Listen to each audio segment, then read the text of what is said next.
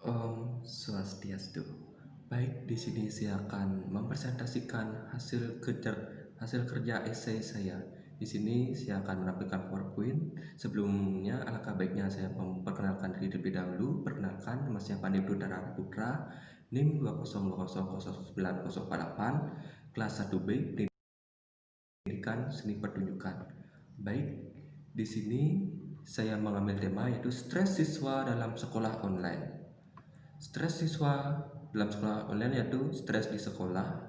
Yaitu stres merupakan fenomena umum yang selalu hadir dalam kehidupan manusia setiap harinya. Hal ini disebabkan di mana manusia masih berinteraksi dengan lingkungan, maka stres itu pasti akan selalu ada karena pada dasarnya tidak ada manusia yang dapat menghindar dari namanya stres. Yang kedua, menurut para ahli, stres di sekolah menurut Shelley adalah mengacu pada penyesuaian psikologis dan psikolog tubuh terhadap tuntutan yang dibebankan baik oleh diri sendiri ataupun orang lain yang dianggap memberatkan siswa. Stresor pada siswa merujuk pada beragam situasi, peristiwa, dan perilaku yang memicu reaksi stres. Jadi, dengan demikian dapat disimpulkan bahwa stres di sekolah merupakan kondisi stres atau perasaan tidak nyaman siswa akibat adanya tuntutan sekolah yang sangat menekan, mulai dari banyaknya tugas sekolah maupun tuntutan yang tinggi dari guru. Hal ini memberatkan efek pada siswa adanya ketegangan fisik. Dan gejala-gejala stres di sekolah memberikan dampak yang sangat signifikan terhadap siswa, yaitu satu, gejala yang menyangkut aspek fisik, yaitu sulit tidur, sakit kepala, adanya gangguan pencernaan, keringat berlebihan, berubah selalu selera makan, kehilangan gairah atau daya energi, banyak melakukan kekeliruan atau kesalahan dalam kerja dan hidup. Yang nomor dua yaitu gejala menyangkut emosional. Gejala yang menyangkut emosional dapat dibagi yaitu marah-marah, mudah tersinggung dan terlalu sensitif, gelisah dan cemas, sedih, mudah menangis dan depresi, gangguan agresif terhadap orang lain dan gampang bermusuhan serta menyerang kelesuan mental. Yang ketiga yaitu gejala yang menyangkut intelektual, yaitu mudah lupa, kacau pikiran, sulit berkomunikasi, mutu kerja rendah, suka melamun. Jadi, seorang bisa dikatakan stres apabila memiliki beberapa gejala seperti yang disampaikan tadi, yaitu mulai dari gejala fisik, gejala emosional, dan gejala yang menyangkut intelektual. Dan hubungan antara sekolah online dengan stres siswa, yaitu hubungan antara sekolah online dengan stres siswa yang kita ketahui itu wabah COVID-19.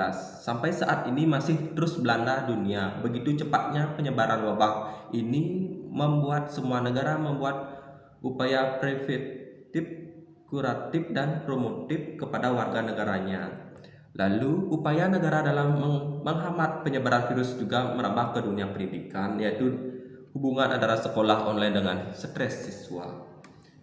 Yang proses belajar dari rumah dilaksanakan dengan beberapa ketentuan dari adanya COVID-19, yaitu pertama, belajar dari rumah melalui pembelajaran daring atau jarak jauh dilaksanakan untuk memberikan pengalaman belajar yang bermakna bagi siswa tanpa berbebani tuntutan menuntaskan seluruh capaian kurikulum untuk menaikkan kelas maupun kelulusan.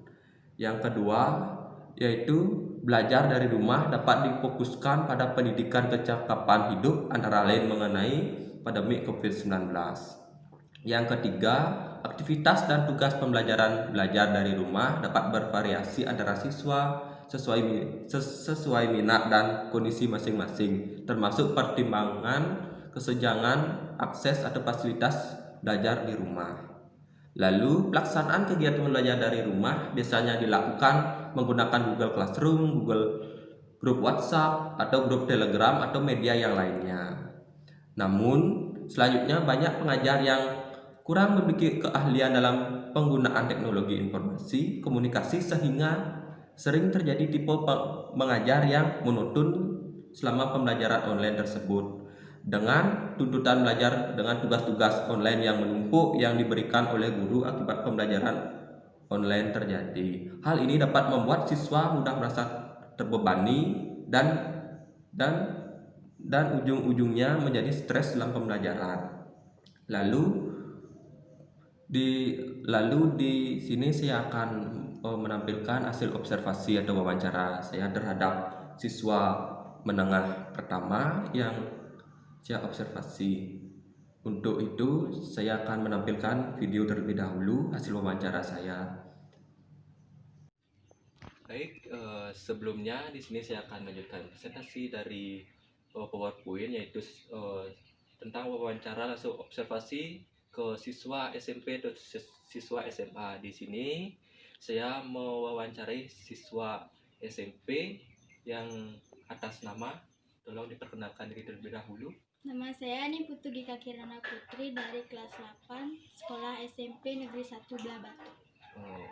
Oke, baik. Di sini saya akan sedikit mengulas atau menanyakan tentang permasalahan siswa, khususnya siswa SMP yang beratasnamakan Tika. Baik, di sini saya sendiri mengambil tema yaitu stres siswa dalam sekolah online. Baik, di sini yang pertama, menurut Tika, bagaimana cara kerja belajar di rumah saat ini yang tentunya berbeda dengan sekolah offline atau online pada yang tempo dulu?